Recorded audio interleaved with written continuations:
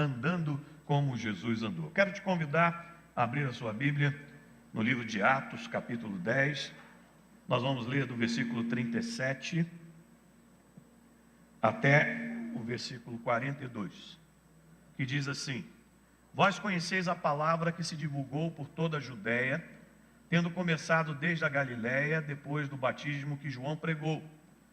Como Deus ungiu a Jesus de Nazaré com o Espírito Santo e com poder, o qual andou por toda parte fazendo bem e curando a todos os oprimidos do diabo, porque Deus era com ele. E nós somos testemunhas de tudo o que ele fez na terra dos judeus e em Jerusalém, ao qual também tiraram a vida pendurando no madeiro. A este ressuscitou Deus no terceiro dia e concedeu que fosse manifesto, não a todo o povo, mas às testemunhas que foram anteriormente escolhidas por Deus, isto é, a nós que comemos e bebemos com ele, depois que ressurgiu dentre os mortos. E nos mandou pregar ao povo e testificar que ele é quem foi constituído por Deus, juiz de vivos e de mortos. Amém? Irmãos, andando como Jesus andou. Parece até fácil falar desse tema, né? Andando como Jesus andou. Mas eu descobri de sexta-feira para cá que não é. Não é fácil falar desse tema. Talvez numa forma muito simples, né? E até mesmo uma forma cômica de encarar esse tema, a gente pode lembrar que, em termos de modais de locomoção, Jesus andou a pé, Jesus andou de barco e Jesus andou de jumento. Jesus não andou de avião, não andou de trem, Jesus andou a pé, andou de barco, andou de jumento. Então, se a gente olhar para isso dessa forma, talvez nós pudéssemos pensar assim: poxa vida, a pé todo mundo anda, né? Barco, alguém tem barco aqui? O Léo tinha, né? Vendeu, está sem barco agora. No Rio tem um barco. Então o Léo tem um barco. Todos nós teríamos que comprar um barco. E alguém tem um jumento aqui? Estou falando do animal mesmo, né? Alano tem. Alano tem um jumento, né, Alano? Você monta naquele jumento, Alano? Isso é uma covardia, cara. O jumento é parrudo, né? Tá certo. Então, tirando o Alano, todos nós teríamos que comprar um jumento para andarmos como Jesus andou, né? Mas é claro, irmãos, que não se trata disso. É claro que não, a questão não é essa. A caminhada, segundo Jesus, ela começa no segue-me. No convite de Jesus, na aceitação do convite de Jesus, para você segui-lo, para você ser discípulo dele. Jesus, ele sempre usou dessa maneira. Eu lembro quando ele se encontrou com Levi, Mateus, o evangelista Mateus, e ele virou, Mateus trabalhando lá na coletoria de impostos, e disse assim: vem, segue-me. Mateus não respondeu nada, levantou e seguiu, talvez sem entender o que viria pela frente, e foi atrás dele. Mas se a caminhada, segundo Jesus, ela começa no segue-me, ela tem o seu ápice quando o discípulo, ele é confundido, ou cofundido, ou seja, fundido junto. Ele é confundido com o próprio mestre, a ponto dele ser chamado de cristão. Vocês lembram que a primeira vez que os discípulos foram chamados de cristãos, está narrada lá no livro de Atos, capítulo 11, versículo 26, lá em Antioquia, lá para onde Paulo e Barnabé foram. E a caminhada daqueles discípulos de Jesus era tão identificada com Cristo, era tão igual à de Cristo, que de repente as pessoas viraram e falaram assim: vocês são cristãos, vocês são pequenos cristos, vocês são cristos, vamos dizer assim, individualizados. Quando isso acontece, esse é o ápice da caminhada de um discípulo. Quando você é confundido com Cristo, quando as pessoas veem Cristo na sua vida, na sua caminhada, nos seus passos. Esse é o ápice. É preciso dizer o seguinte, que falar desse tema não é fácil, porque, na verdade, esse tema, ele não trata de palavras, ele não trata daquilo que eu vou dizer para você no sentido de, olha, é isso. Na verdade, esse tema, ele tem muito a ver, ou tudo a ver, não com palavras, mas com prática. Com prática. A diferença de um aluno para um discípulo é que o aluno, ele é instruído na doutrina do professor, ele aprende a doutrina que o professor está ensinando para ele. Mas o discípulo, ele pratica a doutrina que o mestre ensina para ele. Essa é a diferença. Eu posso ser, por exemplo, uma pessoa que sabe falar tudo aquilo que Jesus falou.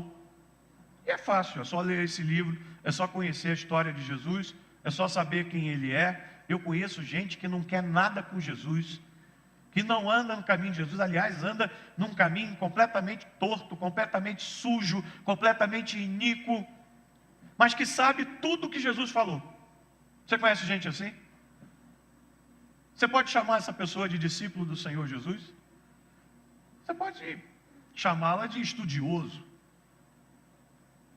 de um aluno de uma escola. Eu conheço gente que não é crente, que quer frequentar seminário, para aprender, para ter conhecimento acerca das doutrinas de Deus, mas não quer caminhar o caminho que Jesus caminhou. Não quer praticar aquilo que Jesus ensinou. Os escribas falavam que Jesus pregava com autoridade, ou as pessoas falavam que Jesus pregava com autoridade, por quê? Porque ele pregava e ele praticava. Ele dizia assim, eu sou a luz do mundo, e logo em seguida ele curava um cego. Ele dizia, eu sou o pão que desceu do céu, e logo em seguida ele multiplicava pão. Então ele dizia, eu sou a luz do mundo. E logo em seguida, na festa das luzes, ele perdoava uma mulher adúltera, impedia que aquela mulher adúltera fosse apedrejada. Então ele não só falava, ele praticava. E é isso que é o nosso desafio, né? Se eu falo o que Jesus falou, mas não pratico o que ele fez na caminhada, eu posso ser até um excelente aluno, mas nunca serei um discípulo na verdadeira acepção da palavra. Essa que é a verdade, irmão. Jesus andou 3 anos sobre a terra, fez muitas coisas, caminhou por muitos lugares, e tudo o que ele fez foi uma aplicação prática da palavra de Deus. Ele foi a palavra na prática. Jesus foi a palavra na prática.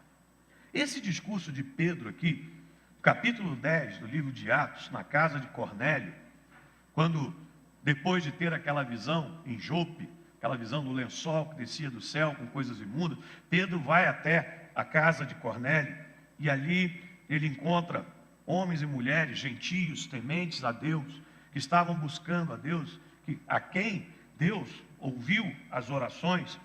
E ali ele começa a falar essas coisas, ele começa a colocar essas coisas, e esse discurso, ele demonstra claramente isso, que Jesus, ele era a palavra na prática. E é sobre isso que eu quero conversar um pouco com vocês nessa manhã. Seguindo o exemplo de Jesus Cristo, segundo o testemunho aqui do nosso querido apóstolo Pedro. Primeira coisa que eu quero dizer para vocês. Não existe evangelho na prática sem comunhão. Essa é a primeira coisa que nós temos que aprender. Sabe por quê? Porque a primeira coisa que Jesus fez quando começou o seu ministério, você sabe qual foi? Você lembra qual foi? Jesus, ele é batizado por João Batista, desce o Espírito Santo como pomba sobre ele, ele sai dali, vai para o deserto, fica no deserto sendo tentado 40 dias e 40 noites. Depois ele vem embora, sai do deserto. Qual foi a primeira coisa que ele fez? Foi montar um time. Foi chamar pessoas para estar junto dele. Foi procurar pessoas para montar uma equipe. Montar um núcleo de comunhão. Um núcleo de aprendizado. Um núcleo de prática. Jesus está dando um exemplo claro. Não existe evangelho sem comunhão. Se você quer viver o evangelho na prática, você precisa viver o evangelho em comunhão. E esse texto aqui, essas palavras de Pedro, elas corroboram justamente isso. Ali ele começa a sua caminhada, quando ele sai do deserto, e imediatamente ele chama pessoas, ele coloca pessoas junto dele, para caminharem com ele, para segui-lo nessa caminhada. O evangelho prático, ele exige comunhão com Deus e com os irmãos. E você vai entender por quê. O evangelho, ele só se materializou aqui, quando nós vemos o Senhor Jesus se despojando da sua glória, assumindo a forma de homem, descendo aqui como um corpo de carne. E o Evangelho de João, no capítulo 1, versículo 14, ele diz que o Evangelho se materializou quando Deus habitou entre nós. Não é o que diz lá? Deus se materializou entre nós, em Cristo, cheio de graça e de verdade. Verdade, abre um parênteses, palavra, você entende isso aí? E vimos a sua glória. O Evangelho só passou a existir quando Deus veio em Cristo andar entre nós, caminhar entre nós, viver entre nós, ensinar entre nós, mostrar na prática entre nós como que nós devemos fazer. E sabe por que isso é necessário? Porque alguém precisa testemunhar a prática do Evangelho em você. Por que o Evangelho precisa que nós vivamos em comunhão? Que não existe a prática do Evangelho sem comunhão. Porque alguém precisa testemunhar que você pratica o Evangelho. Olha só. No versículo 41, Pedro fala que na caminhada, aqui em Atos 10, na caminhada de Jesus haviam testemunhas, anteriormente exercidas, escolhidas por Deus. É o que ele está dizendo no versículo 41. Diz que Deus concedeu ao terceiro dia que Jesus fosse manifesto, não a todo o povo, mas às testemunhas que foram anteriormente escolhidas por Deus, isto é, a nós que comemos e bebemos com Ele, ou seja, que tivemos comunhão, que andamos com Ele, depois que ressurgiu dentre os mortos. E nos mandou pregar ao povo e testificar que Ele é quem foi constituído por Deus de vivos e de mortos. O que Pedro está dizendo aqui? Pedro está dizendo que, dentre muitas coisas que decorreram dessa atitude de Jesus, de buscar a comunhão, de chamar discípulos, um objetivo era claro, é que eles fossem testemunhas. E o próprio Senhor Jesus disse isso para eles: vocês serão minhas testemunhas. Vai descer o Espírito Santo sobre vocês e vocês serão minhas testemunhas.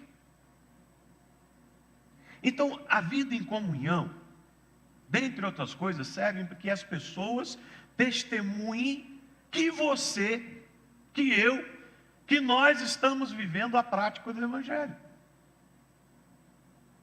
Que as pessoas nos chamem de cristãos.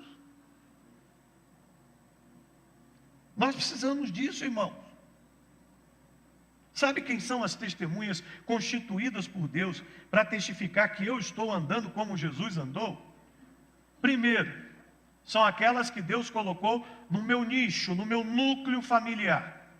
Minha esposa está aqui sentada no primeiro banco, anotando tudo, para depois me corrigir assim que sair daqui da igreja e entrar no carro.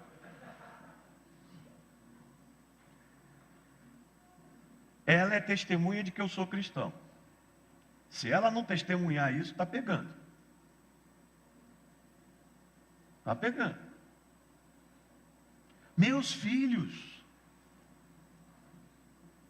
eles precisam ser testemunhas de que eu sou cristão, de que eu ando como Jesus andou. Minha sogra, aí tem que andar muito certinho. Meus netos, meu cachorro, quem está dentro do seu núcleo familiar, precisa testemunhar.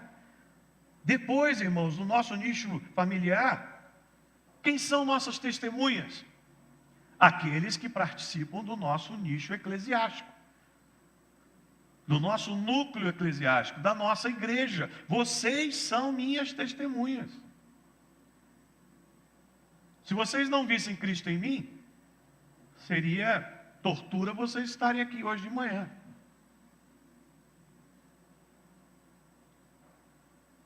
Fundador da Nova Vida, Robert McAllister, ele disse o seguinte, que nessa questão de assembleia de membros, de exclusão, não sei o que, ele disse assim, crente da Nova Vida vota com os pés. Ou seja, gostou, fica. Não gostou, vai embora. Vocês são minhas testemunhas. Eu sou testemunha de vocês. Eu sou testemunha do Léo. Sou testemunha do Nilo. Sou testemunha do Alex. Alex é um cristão fantástico. O que foi? Ela deu uma mexida assim. Alex é um cara trépito no reino de Deus, fantástico. Só não pode ver agulha de vacina. Quando vê agulha de vacina, o negócio complica. Nós precisamos ter testemunhas uns dos outros. Por isso não existe prática do Evangelho sem comunhão. E num espectro maior, nós temos também testemunhas, ou temos que ter o testemunho do nicho secular, daquele núcleo secular com quem você convive, no seu trabalho, na sua escola, na sua vizinhança. Testemunhas, testemunhas. Irmãos, esse testemunho, ele só é possível quando nós temos proximidade. Eu não posso ser testemunha de mim mesmo. Eu posso ser meu advogado. Eu posso até advogar em causa própria. Eu posso ser meu juiz. Eu posso chegar lá e me condenar. Chego lá, ó, eu sou culpado. Confesso. Mas eu não posso ser testemunha em causa própria. Em nenhuma esfera de justiça você pode ser testemunha em causa própria. Ó, eu testemunho de mim mesmo que eu sou um cristão. Como é que você testemunha isso? Com as suas atitudes para com os outros. Com a sua caminhada como Jesus andou dentro da sua casa, dentro da sua igreja e onde você estiver por esse mundão afora. Nem Jesus ousou ser testemunha de si mesmo. Esse texto nos ensina isso. Nem Jesus ousou. Jesus chamou testemunhas para testemunhar a respeito dele. E nós precisamos de testemunhas para testemunhar a nosso respeito. Eu fico tão feliz quando alguém chega para mim e diz assim, eu vejo Deus na sua vida. Eu vejo Deus na sua vida. Graças a Deus ninguém chegou para mim até hoje e disse assim, eu vejo o diabo na sua vida. Já falaram, eu vejo egoísmo, eu vejo parcialidade, mas o diabo ninguém falou. Mas Deus, já falaram. Alguém já disse isso para você? Eu vejo Deus na sua vida, eu vejo Deus na sua vida, eu vejo Cristo na sua vida. Então você está andando no caminho que o Senhor andou. Isso é um indicativo, mas não é o único. Nesse texto aqui também, eu aprendo que não existe prática do Evangelho sem benignidade.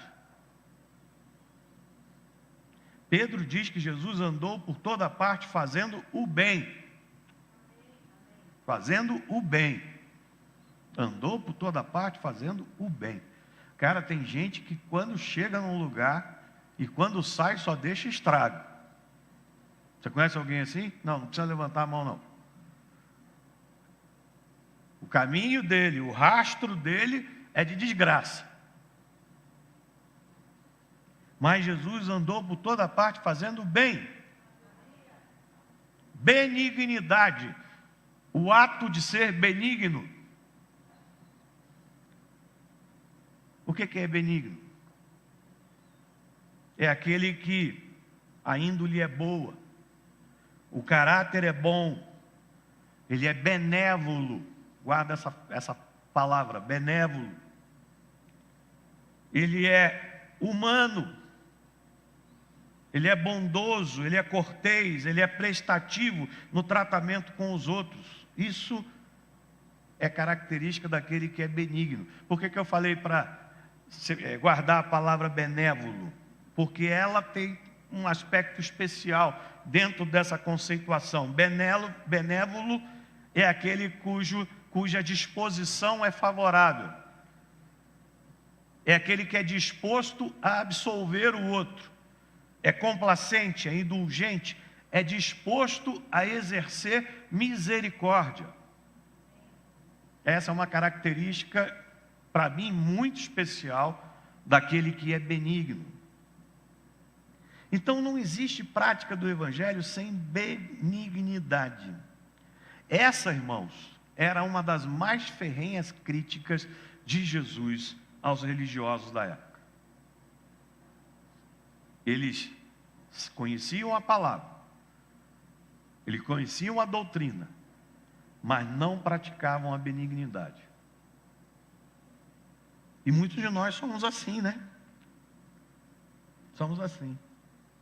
Aquele texto que nós lemos no início do culto, para aqueles que chegaram na hora e participaram dessa leitura, texto de Lucas 10, a partir do versículo 25, quando Jesus fala da parábola do bom samaritano. Aqui está a característica de quem é benigno, de quem pratica o Evangelho, de quem anda com benevolência. Não há como andar como Jesus andou, segundo essa parábola aqui, sem compaixão. Não tem jeito. Sem compaixão pelas pessoas, não é?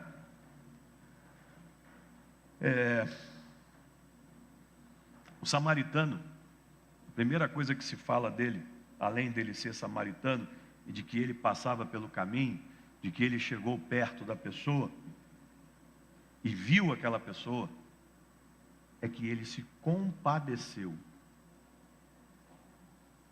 Ele se compadeceu. Irmãos, nós estamos vivendo um tempo em que nós somos testados todos os dias na compaixão.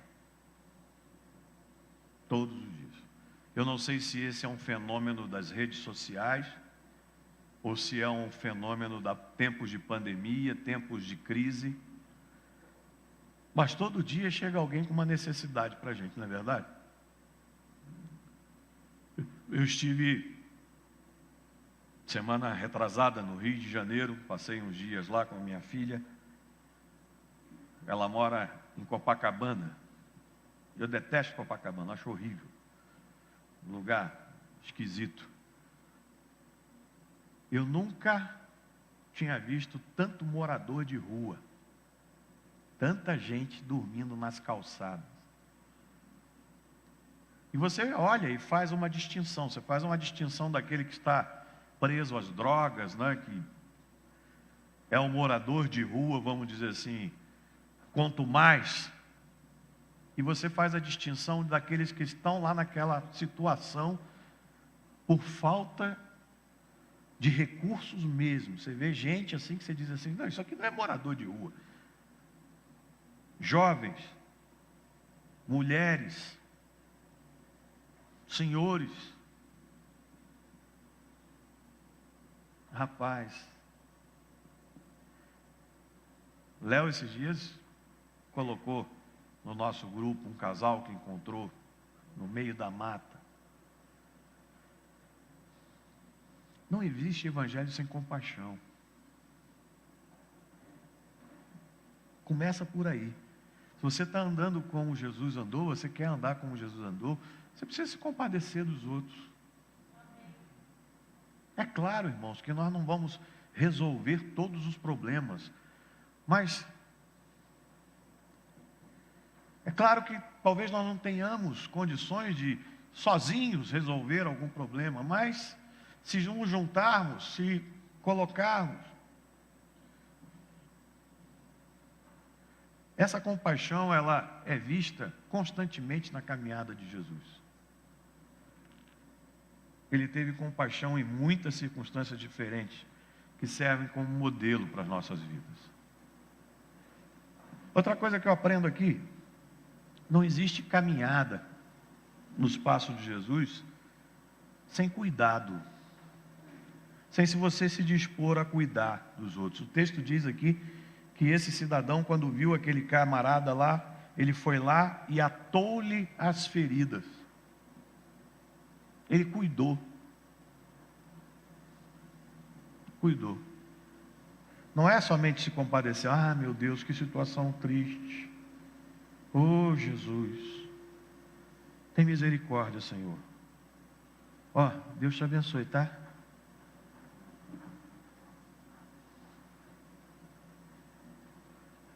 E aí? Ele atou-lhe as feridas.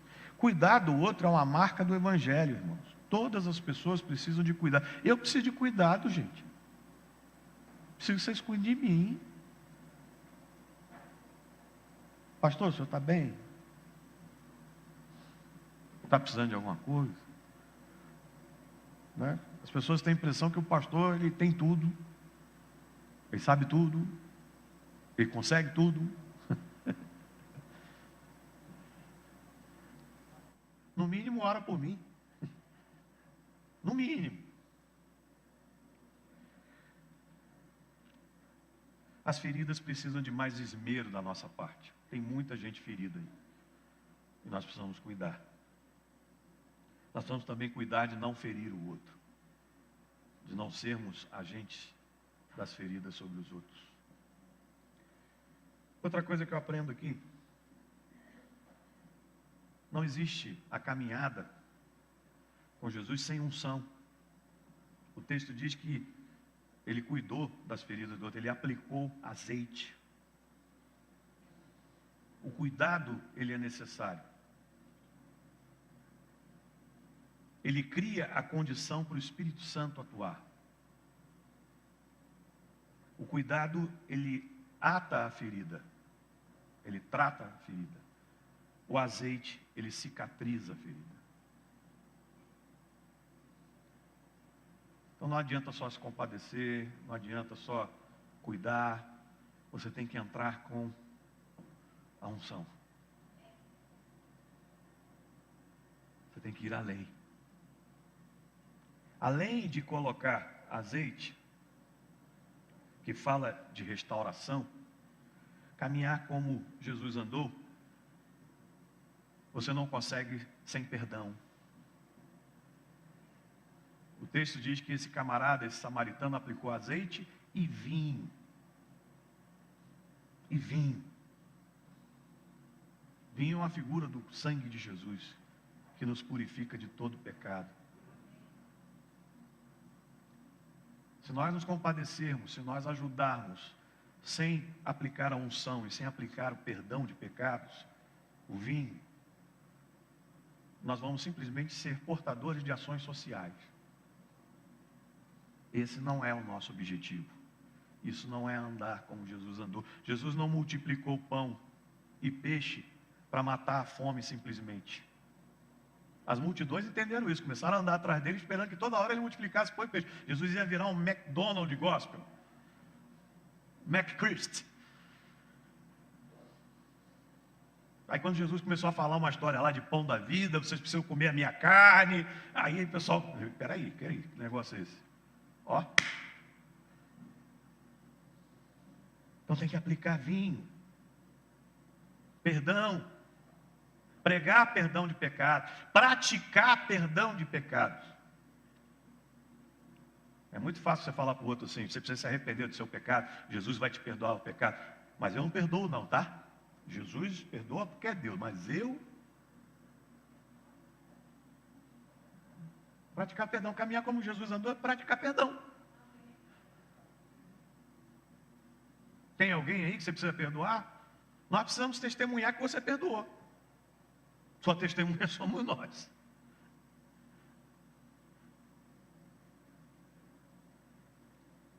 Não dá para andar como Jesus andou, sem você compartilhar a autoridade de Cristo com as pessoas. Sem você ensinar, colocar as pessoas numa posição de autoridade em Cristo. O texto aqui diz que ele pegou aquele camarada, o samaritano pegou aquele camarada e colocou no seu cavalo, na sua cavalgadura. Colocou numa posição acima. Como dizem por aí, outro patamar. Não dá. Não dá. Não dá para caminhar como Jesus andou, sem custos. Sem envolvimento material, sem envolvimento financeiro. Sabia disso?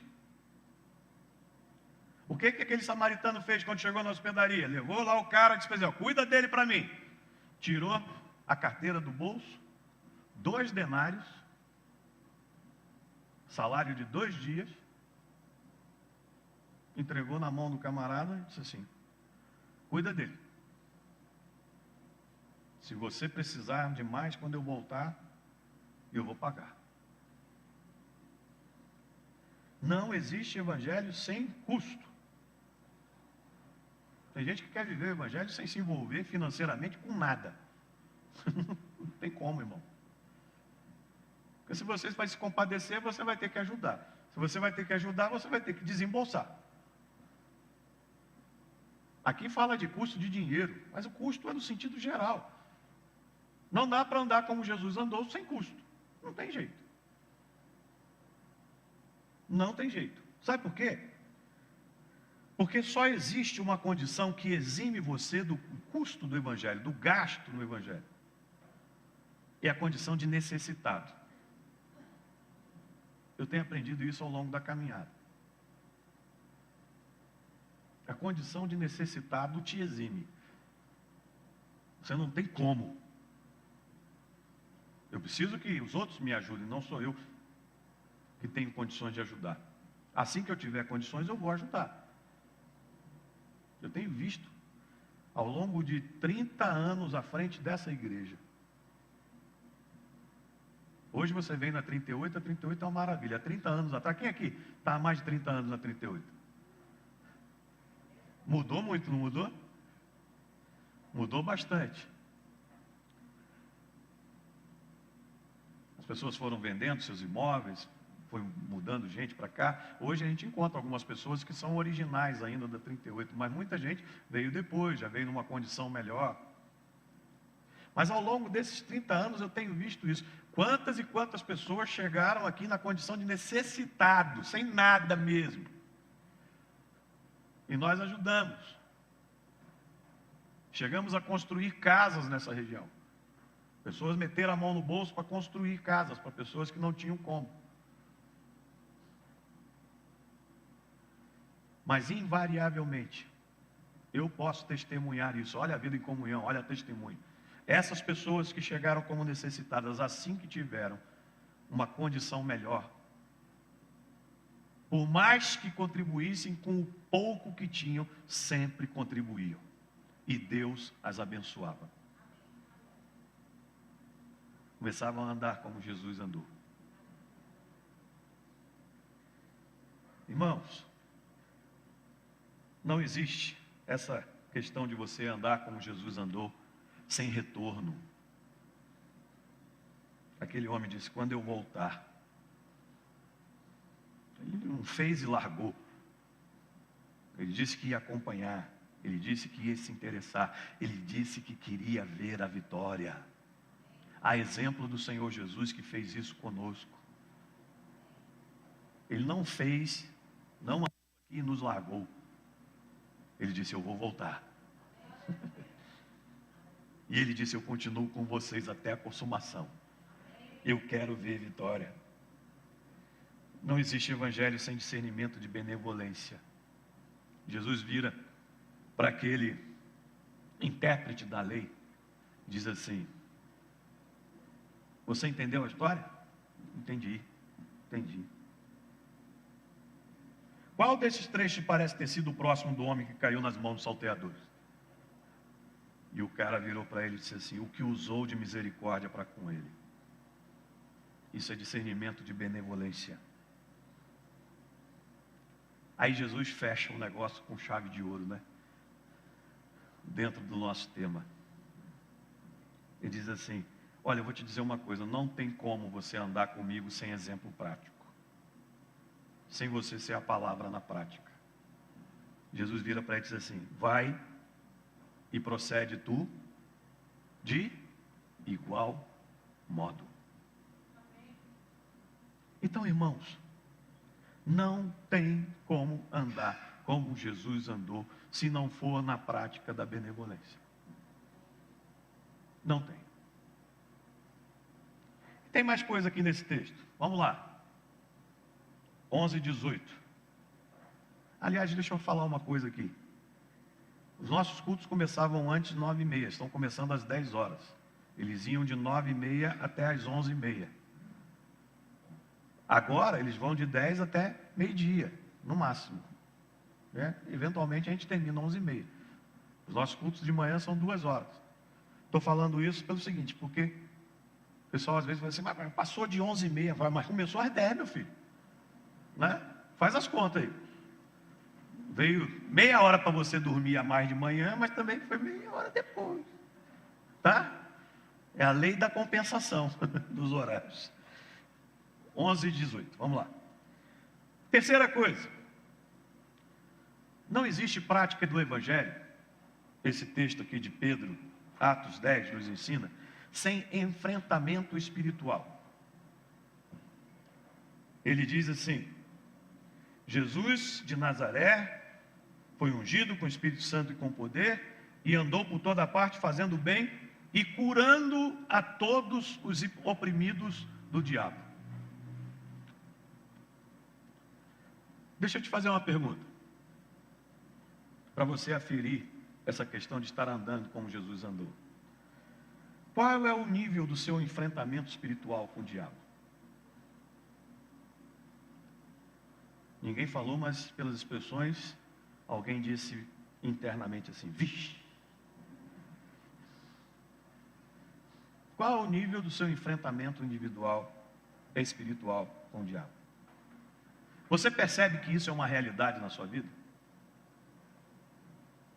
Ou você anda completamente alheio a essa realidade? Ah, eu estou andando como Jesus andou, mas o diabo é o diabo. Né? Vou te falar aquela frase da Josabete não sobre o Covid. Né? A mãe do Léo, o pessoal fala: cuidado com a Covid. Assim, a Covid é minha amiga. Né? Não vou falar em relação ao diabo não, porque pega mal. Mas tem gente mais ou menos assim, né? O diabo, eu não mexo com ele não mexe comigo, e está tudo bem. Esses dias lá em casa, no grupo de homens, nós começamos a falar alguma coisa mais ou menos nesse sentido, e um irmão deu um testemunho que ele trabalhava num lugar, e nesse lugar tinha ele de crente mais um. E o outro sofria perseguições, o diabo se levantava contra ele, o diabo usava pessoas para tentar agredi-lo, e ele estava de boa. Aí ele disse assim: cara, tem alguma coisa errada comigo. Tem alguma coisa errada comigo. Irmãos, esse texto aqui, ele nos ensina mais ou menos isso. Se você andar como Jesus andou, você vai ter enfrentamento espiritual com o inimigo. Você vai ter. Existe aquele enfrentamento que podemos chamar de pessoal, né? Quando o diabo te afronta.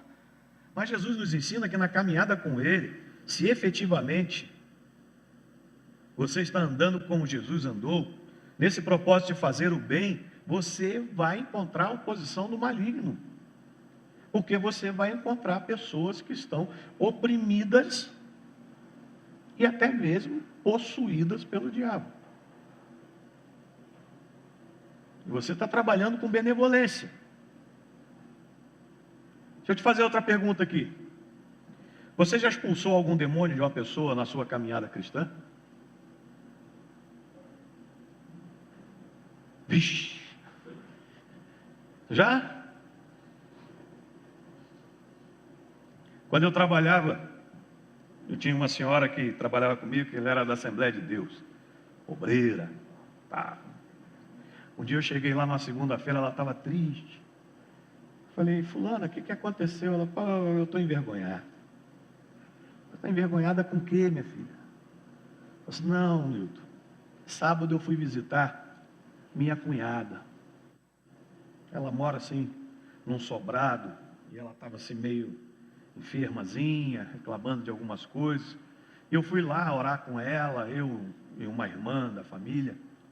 E nós subimos e ela estava no sofá. E quando eu fui orar com ela, ela ficou endemoniada. Eu falei, e aí, o que você fez? Nilton, eu saí correndo. Desci as escadas quase tropeçando, quase rolando. Eu falei, meu Deus do céu, irmã.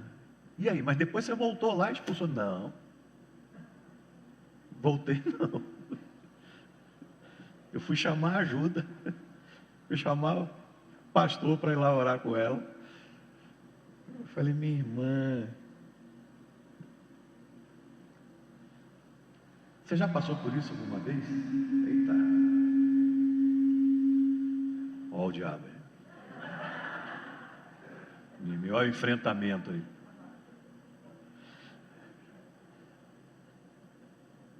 Porque pessoas oprimidas e possuídas estão aí.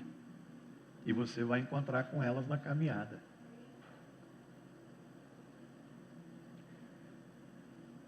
Se você está levando o caminho de Cristo às pessoas, é claro que o inimigo vai se manifestar. Ele vai espernear, ele vai gritar, ele vai espumar. Aprenda uma coisa. Uma coisa que eu aprendi na caminhada. Isso não é doutrina, nada disso. É uma experiência newtiana. O diabo, ele só se manifesta quando ele está perdendo.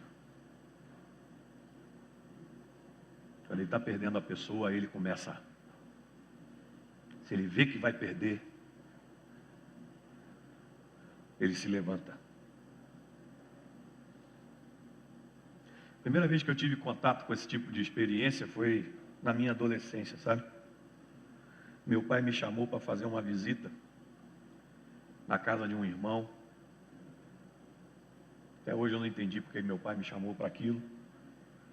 E quando nós lá chegamos, tinha uma jovem endemoniada no quarto. Quando nós abrimos a porta do quarto, a jovem estava levitando, quase no teto. Irmão, pensa num adolescente, todo errado. Quando eu olhei aquilo, eu falei, ferrou. Primeira coisa que meu pai disse assim, desce daí em nome de Jesus. Puf, na cama. Essa jovem demorou muito tempo para ela ficar liberta. Levaram ela para a igreja. Uma igreja tradicional. Eu fui nascido e criado naquela igreja, eu nunca tinha visto um caso de endemoniamento. No meio da igreja, ela pegou um banco desse aqui e levantou para jogar. Endemoniado. Conseguiram expulsar. Conseguiram expulsar. Rapaz, isso marcou a minha vida. Meu pai dizia uma coisa que durante muito tempo eu não entendi, depois eu entendi. Ele dizia assim, uma das maiores provas de que Deus existe é saber que o diabo existe. Rapaz, o cara que dá de cara com alguém endemoniado e não se converte, é porque é ruim mesmo. Já está carimbado para o inferno. Então, irmãos, vai ter. Se você está caminhando como Jesus andou, vai ter enfrentamento espiritual. Depois disso, inúmeros.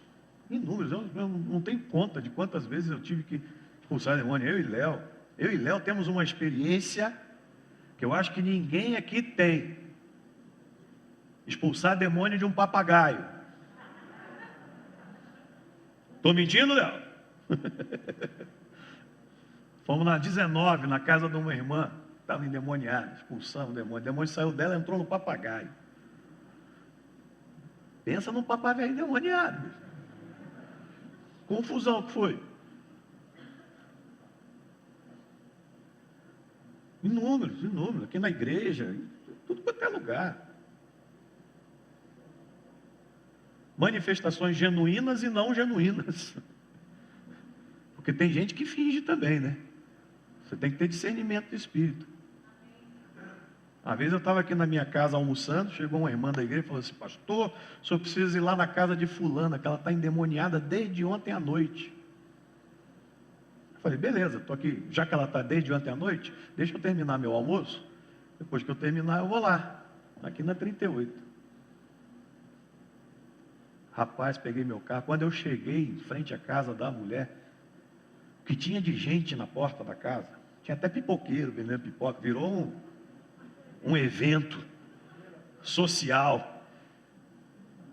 Eu entrei no quarto, cara, tinha lá uns 6 irmãos, a mulher na cama, todo mundo segurando dela, sai em nome de Jesus, não sei o que, aquele negócio lá, estava lá, Silveira, do Carmo, irmã Eunice, aquela galera toda lá.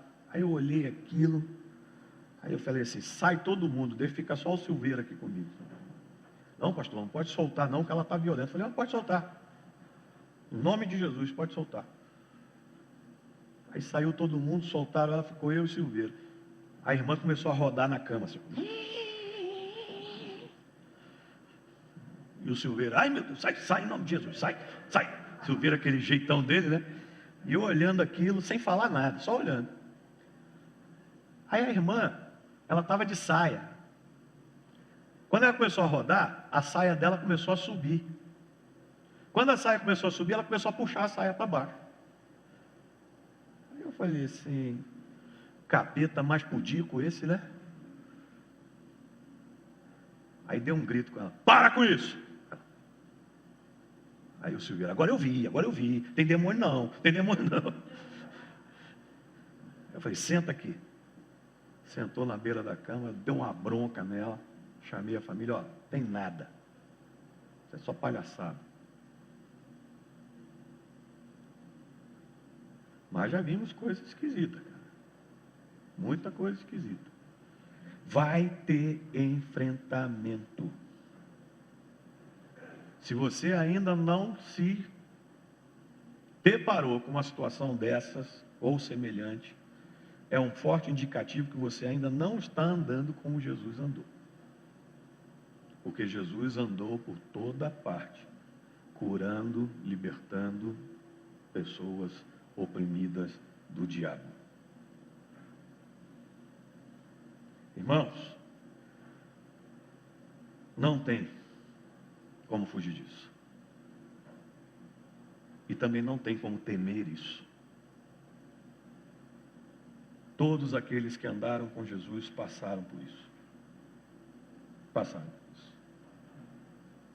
O que tem de gente aí fora, oprimida pelo diabo, se bobear, dentro da igreja também tem, não é brincadeira. E essas pessoas precisam ser libertas da opressão e da possessão. Sabe por quê, irmãos? Que as pessoas estão passando por isso? Existem no reino espiritual pactos que são feitos, que não são quebrados muitas vezes. Quer ver um exemplo? Um adultério. É uma porta aberta. É um pacto. Uma mágoa por falta de perdão que leva a uma raiz de amargura. Abre um rombo.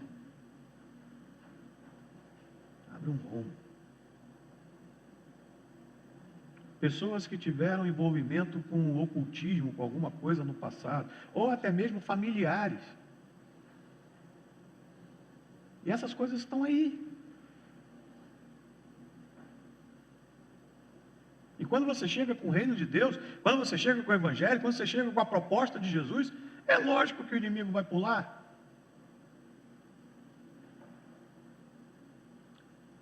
Porque tem que haver um rompimento, tem que haver uma cura, tem que haver uma libertação. Silêncio, só a Ana Lídia disse amém. Por último, irmão, e aqui eu quero fechar esse texto. Não existe prática sem unção com o Espírito Santo e com poder. Versículo 38, mais uma vez. Deus ungiu a Jesus de Nazaré com o Espírito Santo e com poder. Paulo, quando ele escreve aos Tessalonicenses, na sua primeira carta, capítulo 1, versículo 5, ele diz que chegou aos Tessalonicenses, não somente em palavras, mas em poder, no Espírito Santo e em plena convicção, assim como sabeis ter sido o nosso procedimento, prática, procedimento entre vós e por amor a vós. Sem o Espírito Santo não dá para andar como Jesus andou. Não tem jeito. Não tem jeito. Porque a caminhada de Jesus é uma caminhada de palavra e de poder. Pedro começa o texto aqui, de Atos, dizendo de como Deus ungiu a Jesus de Nazaré, com o Espírito Santo e com poder. E você notou como é que esse capítulo 10 termina? A partir do verso 44. Lembre-se que Pedro estava na casa de Cornélio. Lembre-se de que ele foi chamado até a casa daquele gentio. Lembre-se de que ele começou a falar, começou a explicar, começou a dizer as coisas que ele disse aqui, que nós lemos. E o versículo 44 começa assim: ainda Pedro falava estas coisas, quando caiu o Espírito Santo sobre todos os que ouviam a palavra. Caiu o Espírito Santo sobre eles. Irmãos, Pedro foi interrompido pelo derramar do Espírito Santo. Não dá para andar como Jesus andou sem o Espírito Santo. Não dá. Não dá para fazer essas coisas que Jesus fez. E Jesus disse que nós faríamos maiores ainda sem o Espírito Santo. Não tem como. A nossa proposta esse mês é olhar isso aqui, andando como Jesus andou. É que você ande como Jesus andou. Então eu quero encerrar essa pregação, depois do que eu falei isso tudo aqui. Não dá para andar como Jesus andou sem comunhão. Não dá para andar sem benevolência. Não dá para andar sem ter enfrentamento espiritual. E não dá para andar sem o Espírito Santo. Eu quero terminar esse culto com a gente buscando o Espírito Santo. A gente buscando que o nosso Evangelho, que é o Evangelho de Cristo, seja um Evangelho de poder, seja um Evangelho de manifestações sobrenaturais, que venham os desafios da comunhão, que venham os desafios da benevolência, que venham os desafios de Satanás. Se nós estivermos cheios do Espírito Santo, revestidos com o Espírito Santo,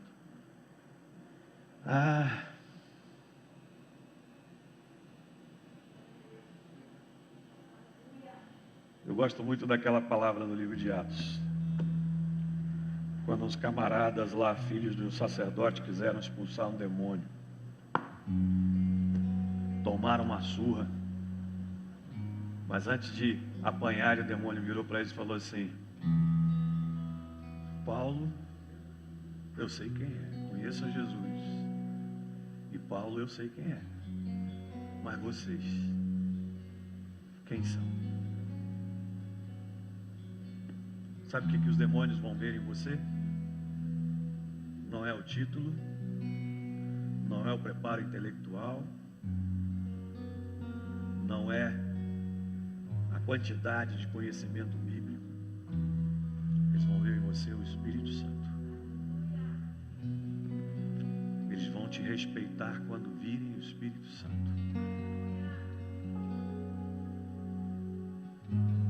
Você vai andar como Jesus andou quando você andar no Espírito. Eu quero orar com você. Vamos ficar em pé?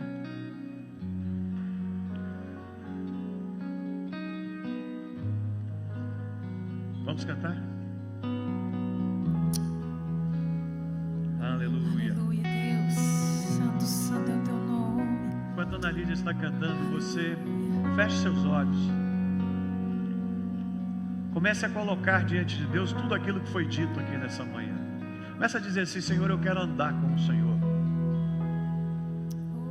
mas eu preciso do Espírito Santo transbordando na minha vida. Diga assim: não que eu não tenha o Espírito Santo, mas eu quero mais.